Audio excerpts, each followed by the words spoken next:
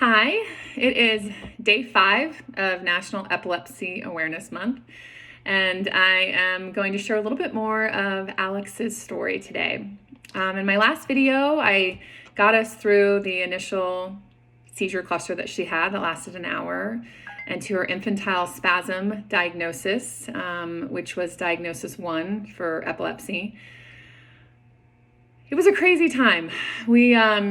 Like I mentioned in the last video, we had really wrapped our heads around what we thought was our new normal with hydrocephalus, and then the infantile spasms came into place.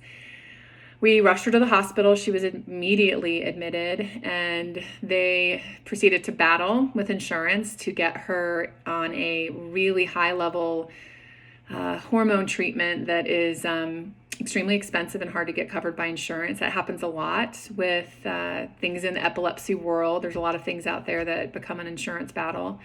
We ended up being in the hospital for a full week as they tried to transition her over, and we had to learn how to give her injections twice a day in her leg. And we knew that these steroids were going to be brutal, and they were. She had a full month of being on these steroids, and she gained a bunch of weight. She was miserable. It was like having a little baby zombie. She mostly wanted to sleep, would be ravenously hungry. She would eat like a linebacker when she could eat. And she just was unhappy, didn't smile, didn't laugh. It was a really difficult few weeks. And then as soon as we started to taper off, she started having seizure clusters again. And so then we tried another drug, which was equally scary. One of the side effects of that drug was potential partial permanent vision loss. You read these labels, and none of these are things you want to put into your child, but you weigh what's the most beneficial in this moment for my child, even if it's scary. She failed that one as well. She continued to fail frontline medication. And 2.5 years ago now, so in April of 2018, she started a ketogenic diet. For us, a ketogenic diet was the most dramatic effect we saw, really for a long time up until recently. She continued to have clusters, but they'd gotten up to about an hour and a half of really strong, intense clusters that were really upsetting for her. And they went down to being about 10 to 15 minutes, which, trust me, is still not easy, but 10 to 15 minutes is a heck of a lot better than an hour and a half. And she continues to be on a ketogenic diet for epilepsy and probably will be long term. It really did give her a lot of improvement over time. But we weren't quite done yet, because next was going to come some genetic testing, because they couldn't quite figure out exactly what the cause was. You can't just necessarily assume it's a structural abnormality in her brain or that it even had anything to do with the cyst in her brain.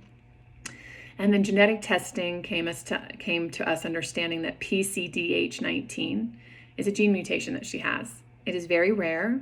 It is typically passed down from father to daughter. But you do see boys with this condition as well.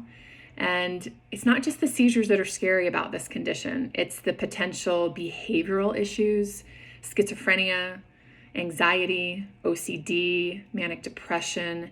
There is a slew of things that can come into play as she gets older. So then we had to wrap our heads around that, and we found the incredible PCDH19 community that we're a part of online. But even being a global community, it's only 500-600 families that are a part of it, because again, this is a mutation that is newer. It was just discovered in 2008, and they are learning a lot about it. Thus, why dollars are needed for research. So I will tell you a little bit about that more later, and as well as what came after that. It's been a heck of a ride since that diagnosis, and then everything that has come since. So more to come. And again, every little bit helps. Even if you can throw $5 in the pot, it would be incredible. And then I'm going to have more information in the next few days about the soap and the bracelets if you're interested in those. So thank you. I really, truly, truly appreciate you listening to us sharing this story. And I hope it inspires you to try to make a difference. Thank you.